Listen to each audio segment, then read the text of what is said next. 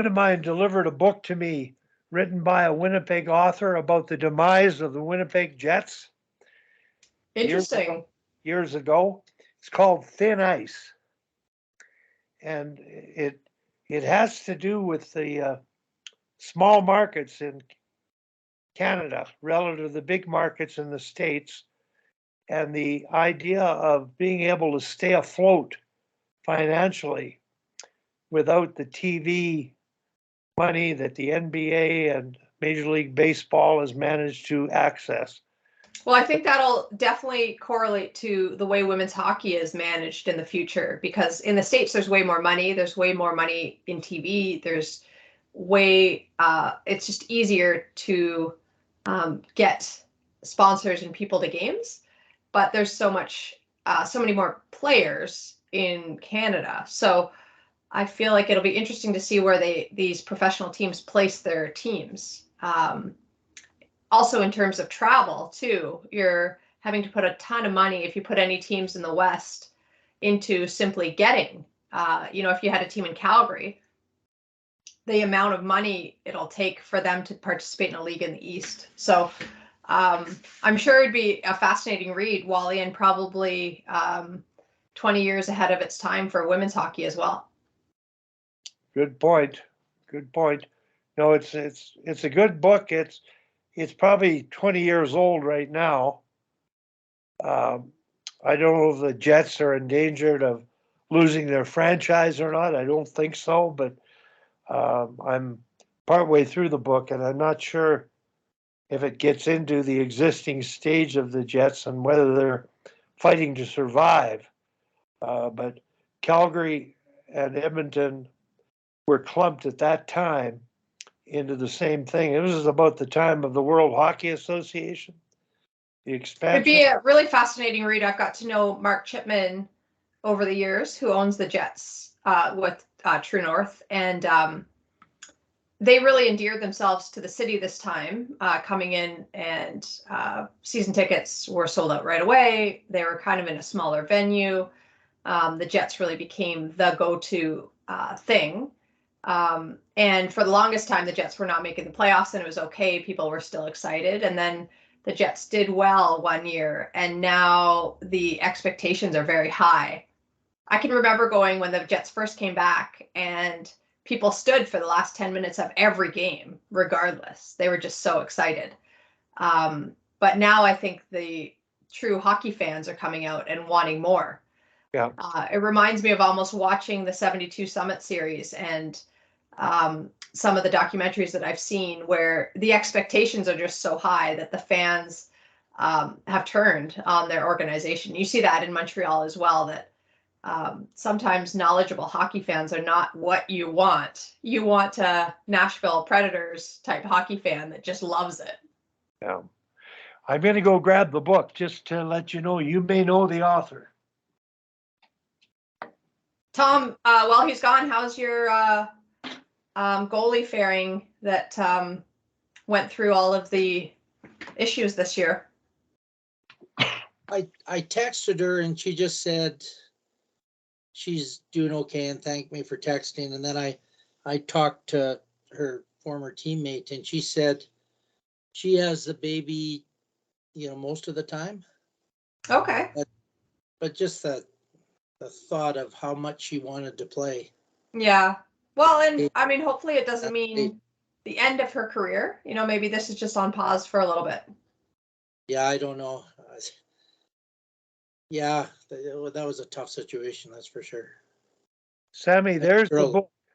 Thin Ice. Jim Silver is the author. And inside the first cover,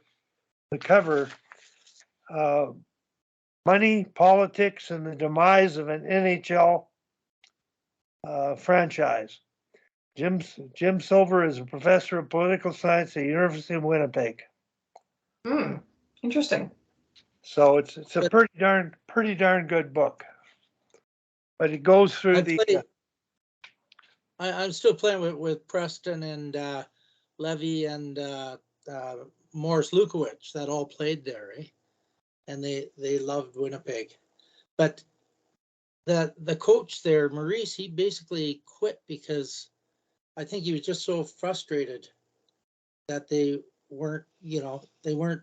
Yeah, he working felt like he had hard. lost the room. That was hard Yeah, because well, Paul Maurice, the fans really, I mean, I think all of hockey really kind of liked him, and yeah. he felt like he had lost the guys. Well, I watched them play, Sammy, and I mean, I one goal, two defensemen were standing there, and the guy got 3 shots, and neither defenseman moved to the guy. Yeah, the care And level was low. yeah, and I just posted a thing with Calgary practicing 3 or 4 years ago when they didn't do well, and it's a one-on-one that you're surfing, and goes both ways, and the half effort in it was just, it was unbelievable. They're like little kids just waving their stick at the puck, and the guy's cutting in and shooting. They're not back checking to take the stick, and that's kind of what I saw with Winnipeg, and that's how Edmonton used to play. But this new coach has got them. The last couple of games I've seen them, they're coming back hard. But Winnipeg has gone soft as far, and geez, they got some of the biggest forwards in the league. For this group, I would love, Wally, if you can ever get a hold of an NHL player that has played fairly recently. I don't know if you guys follow Shane Corson on Twitter, but he's had some really interesting threads that the first explained finances and where the money goes when you make $1 million contract. And then the most recent thread explained travel and just broke it down and what it does on your body, what it does for you personally to play an 80-game schedule. So it was really interesting. It's obviously first world problems. It's not, but it was interesting to hear from that. But also I'd be really curious from a guy that has maybe just retired, because they can't say it if they're in it. But that motivation, how do they find it? How do they get it if maybe they're not getting it from the coach, or in a long season, on the day after a long travel? The Jets' travel schedule would be, or Calgary or Edmonton's would be so much harder than, say, Philadelphia or New York. So some just points of curiosity that, how does that happen, that a player is playing in an NHL game and doesn't look like they're trying? Is that fatigue, or is it that they're not trying? I don't know. I think some of it's what's acceptable on your team, with the teammates. I think a lot of it's got to do with, what your teammates have to hold you accountable for some stuff. So, and, the coach But you can don't only think say, that those guys would be embarrassed in front of their friends and family watching back home, in front of a TV audience? Like, I don't know. oh yeah, they are, but yeah. It's really tough, and that's what Sutter's done with Calgary. Is it's just not acceptable to give in half efforts and this kind of stuff, and that's kind of the secret sauce to coaching. And somehow Winnipeg is, in my view, they've kind of lost it, and Edmonton, I think, has discovered it. They're going to be pretty scary. Well, maybe Michael or Tim or Al might have links with a guy that has maybe just currently retired to get an idea of what it's like to actually play at that level. And I know, Wally, you just did some stuff with the Leafs. Just really curious, the sort of insider psyche and dynamic. No, I hear where you're coming from. I'll talk to Tim Bothwell about it, and it might be a sensitive thing for a former player to talk about, but from the outside looking in, accountability starts with yourself, and coaches play a part in what's acceptable and what isn't acceptable. And when you lose the room and you lose the players, and how long you can keep them, I don't know, but I think it's a difficult sport to play as much money as they're played at a high level. The stress on them in their markets is greater in some cities than others.